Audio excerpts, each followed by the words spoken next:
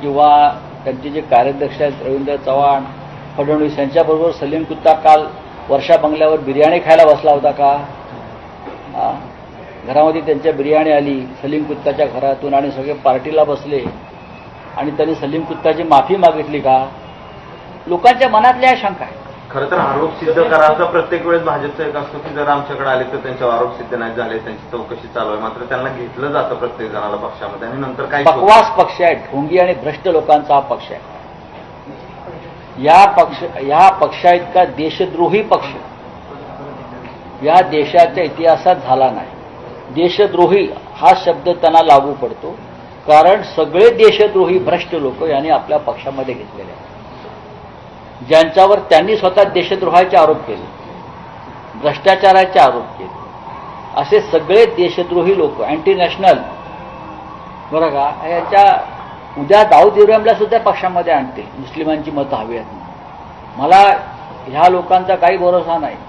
पाकिस्तान बरोबर काहीतरी डील करतील आणि दाऊद इब्राहिम, छोटा शकील, टायगर बेवन यांना भाजपा आपल्या पक्षात घ्यायला मागे पुढे पाहणार नाही.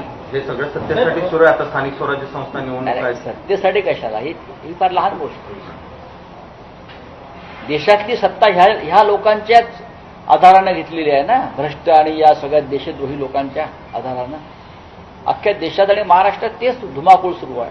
मुख्यमंत्र्यांना लाज वाटली पाहिजे राज्याच्या मुख्यमंत्र्यांना. तुम्ही राष्ट्रवादाच्या गप्पा मारता, तुम्ही आरएसएसचे लोक आहात ना. मोहनराव भागवतांनी याच्यावरती भाष्य केलं पाहिजे.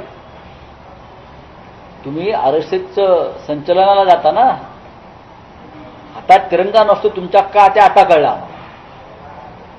तुमच्या हातात आणि तुमच्या घरावर तिरंगा का लागला नाही हे आता आम्हाला हळूहळू या पिढीला कळायला लागेल. सर, हिंदी भाषेच्या सक्तीचा विषय आहे. खरं तर हिंदी सक्ती नाही असं म्हणतायत, पण तिसरी भाषा तुम्हाला हिंदीत शिकावी लागणार आहे असं एक सरकारचं म्हणणं आहे. पहिलीपासून तुम्हाला जी तिसरी भाषा, मराठी सक्ती या संदर्भामध्ये मला वाटतं आज राज ठाकरेंची पत्रकार परिषद त्या विषयावरती असावी. तर हा विषय जसा आम्ही घेतो तसा तेही प्रामुख्याने घेतात. तुमची भूमिका काय? निवडणुकांसाठी मेगा प्लॅन तयार केला आणि भारतीय जनता पार्टीने स्थानिक स्वराज्य संस्थांच्या निवडणुकांसाठी मेगा प्लॅन तयार केला. सलीम कुत्ता प्रचाराला आणतायत ना. आणि महाविकास आघाडीतले जे नाराज नेते आहेत त्यांचा आता